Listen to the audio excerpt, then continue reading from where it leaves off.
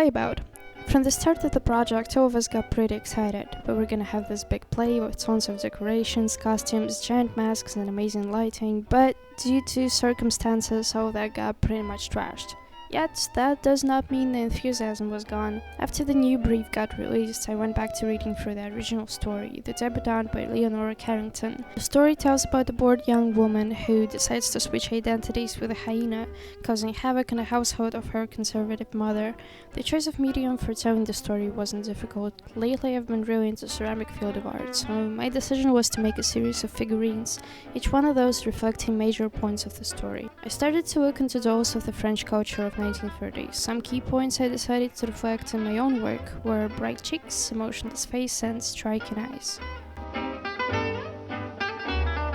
I started working right away with just a vague idea about the appearance of the figures. My first thought was to make a figurine for both Hyena and the main character, which would end up with me having about 10 sculptures.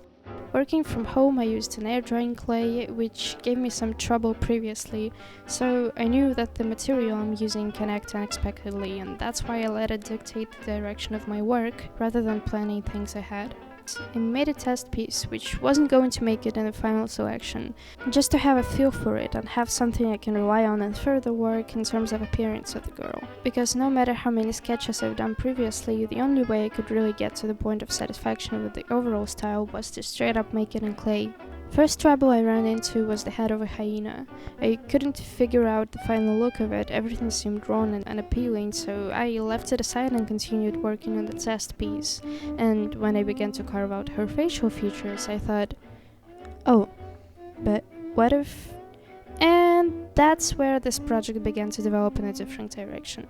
My characters were not at all two separate beings. It was the bored girl raised in a conservative family who got fed up with plainly obeying her mother, looking for a way to express her true emotions without feeling guilty about it, thus accepting an alter ego of hyena. To actually show it in clay, I've decided to make her wear a hat with ears and some gloves with claws on them. While other figurines were in the process of drying, I kept coming back to the test piece to prime and paint it. I used fine sanding paper to achieve a smoother surface and chose a primer typically used for restoration purposes on top.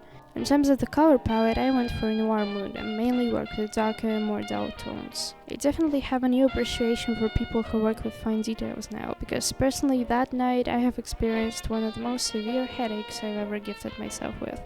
Besides that, the test figurine came out fine. I tried to balance out the lack of details in clay by adding them during the painting stage. And then came more serious issues with the material. The test piece was rather easy to perfect due to the lack of fragile parts, where every other figurine had narrow fingers with claws or creases, which were pretty hard to get to. So I tried using every available technique to minimize damage, such as painfully slow carving process on smaller parts and just a wet sponge on larger areas.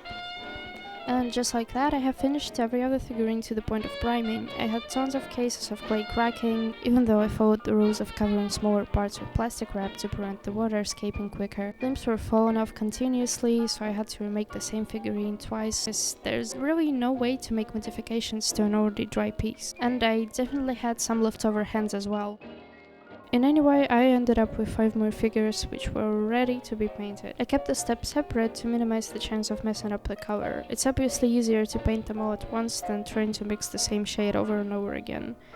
And just like that, there came the step of adding the masks. In the middle of making the figurines themselves, I understood that making masks out of clay is pretty boring, so I came up with a way around it, basically gluing together some red pieces of recycled paper and shaping them into a mask. Not surprising, photoshoot wasn't as easy as well. Having no professional lighting, or any besides sunlight and a table stand light to be honest, I did it in one day when the overcast was gone. Backdrops are an old dress, a bright sweatshirt, and my favorite jacket.